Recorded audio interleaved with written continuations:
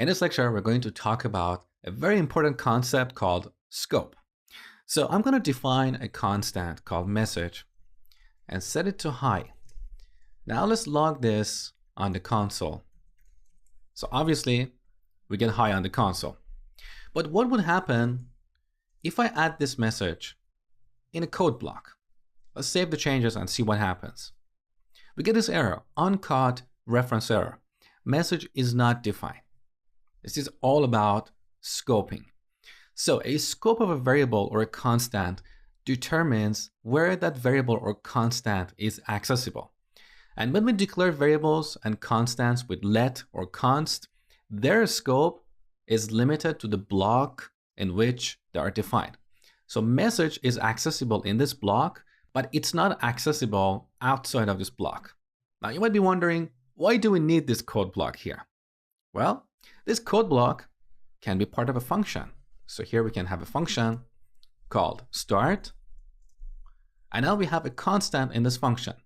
So because the scope of this constant is limited to the block in which it's defined, we cannot access this constant outside of the start function.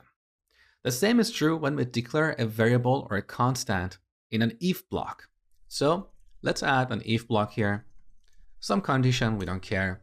Let's declare another constant and set it to by. Now, this constant is only accessible in this block. If I go out of this block and try to log it on the console, we're going to get an error. So I'm going to remove the last line. Let's just call the start function. Save the changes. We get the same error, reference error. Another is not defined. We have the same concept in our loops. So let's define a for loop. Let I equal to 0. We're going to run it 5 times. Now I is a variable that is only accessible in this block. So here we can log I. Let's save the changes. We get numbers 0 to 4. But if we go outside of this for block and log I, we're going to get the same error. Reference error. I is not defined. Now let me simplify this code. So we're going to have a function with a constant called message. We can have another function. Let's call that stop. And in this function, we can have a constant called message with a different value. That's perfectly valid JavaScript code because the scope of this constant is limited to the block in which it's defined.